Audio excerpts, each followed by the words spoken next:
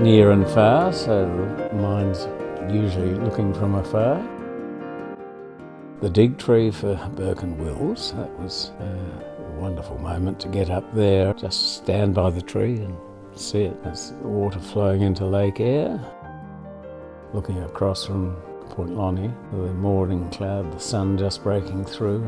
The trick I use on my red ones is, the mountains are seen in the distance as if you're on the ground, but the road's seen from the air. So you've got these two conflicting images that seem to work so well together. And I've always played around with that, with the road going everywhere.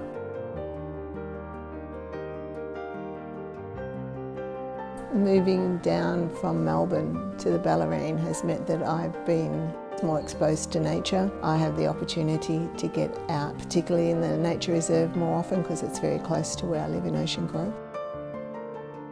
Walking in that reserve and really being taken by the spirit of the place. Obviously it's changed over the years, but it's quite a significant parcel of land. Yeah, when you go in there and I went in often during COVID, you kind of just get a bit of a sense of what it might have been like 200 years ago, and although I'm sure it's changed a lot. Yeah, there's kind of just there's a spirit and an energy about it, and I guess I just felt it was really important to try and capture the movement and the energy of the place is quite amazing.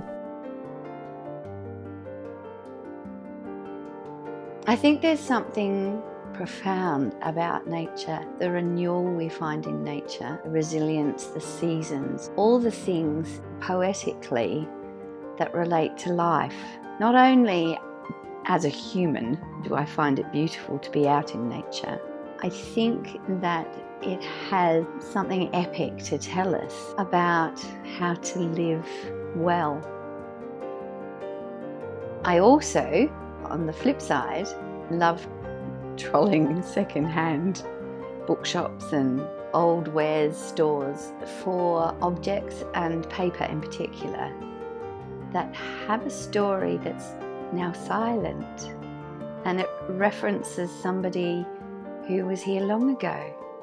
And so the foxing and the damage and the beauty and the brokenness of an old piece of paper or an old recipe, an old postcard, and this current body of work, old survey maps, allows me to say something poetic about the fact that life can be broken and damaged.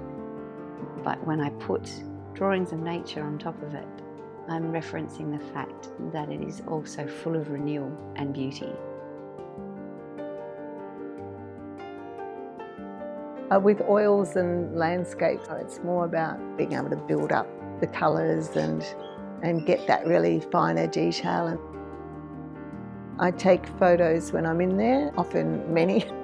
I get really attracted to this acacia thicket where there's she oaks and acacias.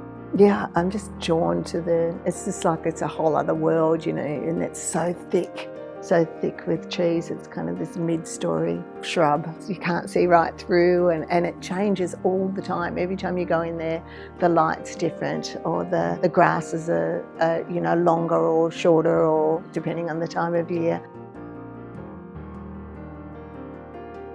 And of course, I've got these great big photo albums full of these trips I've done. I've probably got 30 or 40, absolute room full of, and boxes full of photos. It's just crazy. But even now, I'll go back and suddenly there'll be a little photo. That's what I'll do today. Something just based on whether it's a row of hills or wiggly trees, or let's see what happens. I've always loved a lot of colour, strong colour. In this show there are some which use the more natural colours of dry grass. The first thing a watercolour artist must learn to do is squeeze half a tube of paint out onto the palette. It's the greatest thing. Squeeze it out and splash it around. It's great fun because the colours all mix in and move. So there's a lovely artist called John Wolseley who's inspired me for a very long time with his beautiful work. So I was able to listen and then to talk with him. He said to arrive at a space and receive from it rather than to go, ta-da, here I am with my talent and my cardboard and my paper and my pens, and I am going to take from this environment an impression of this beautiful landscape. So colonial. Sit, listen, observe, receive before you make the first mark. And when you are tuned in, when your breathing is tuned into the environment and you are grateful for where you are, then make the first mark. And I don't think that will ever leave me. I think that's really profound.